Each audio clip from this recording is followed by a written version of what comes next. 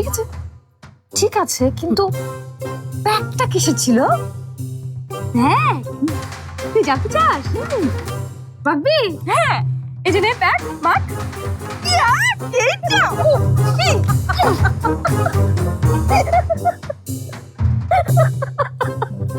কি আবার মেশিন নষ্ট হয়েছে? মানে এ মাসে তো 2বার নষ্ট হলো। এমন হলে তো মিল চালাতে পারবো না। এখন তো মনে হচ্ছে যে 2টা গরু কিনে গানিভাঙ্গা সরিষার তেল করলে ভালো হতো। না না, তোমার কিছু করতে হবে না। দেখা গেল যে এটা ঠিক করতে গিয়ে আরেকটা নষ্ট করে ফেলেছো। 2 দিন মাত্র নজর রাখিনি, তাতে সবকিছু নষ্ট হয়ে বসে আছে। ঠিক আছে আমি আসছি, হ্যাঁ আসছি, রাখি। এভাবে চলতে থাকলে ব্যবসায় লালবাতি জ্বলতে আর বেশি দিন লাগবে না।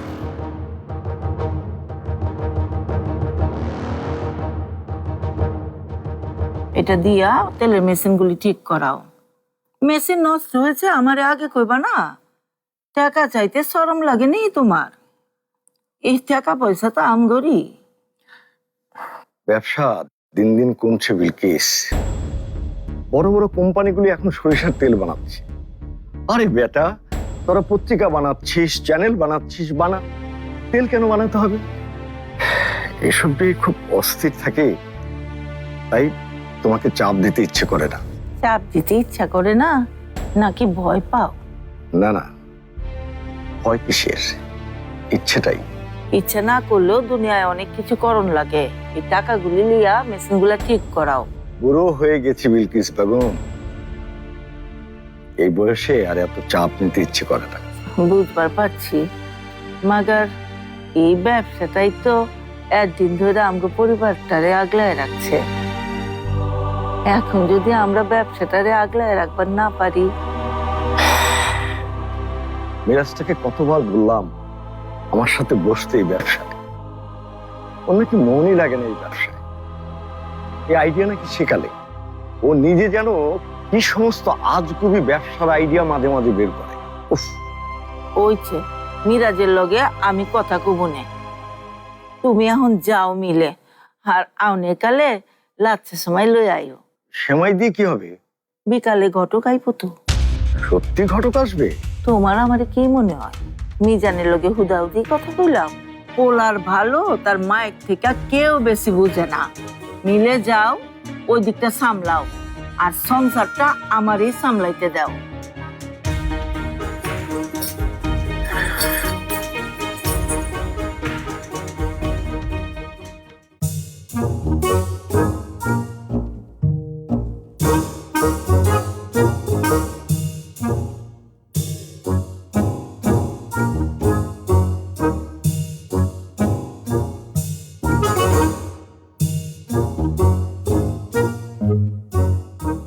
এই কি করছো তুমি এখানে? যোগাসন। সকাল সকাল যোগাসন করলে মাথায় নতুন নতুন আইডিয়া আসে। এটা কি যোগাসন করার জায়গা? মা যদি একবার দেখে না তুমি এখানে বসে এসব করছো, তখন বুঝবে নি মজা। ঠিকই তো বলেছ, এটা তো মাথায় আসেনি। যাই, মা আসার আগে ঘরে গিয়ে যোগাসনটা শুরু করি। হ্যাঁ, থ্যাংক ইউ।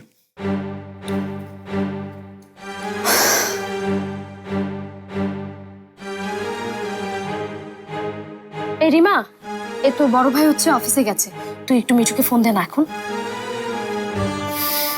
ওমা, কি রে, তোর মুখটা শুকিয়ে আছে কেন? কি হয়েছে? তোর মিরাজের মতো একটা জামাই থাকলে না জীবনটা এমনি শুকিয়ে খড়খড়া হয়ে যায়। আর তুমি আছো আমার মুখ নিয়ে। তারক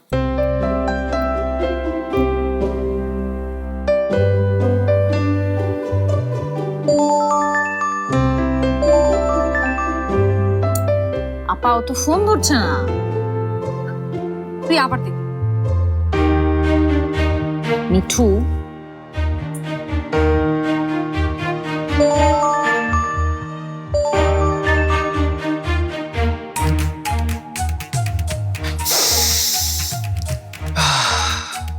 গ্রামের বাতাসটাই অন্যরকম।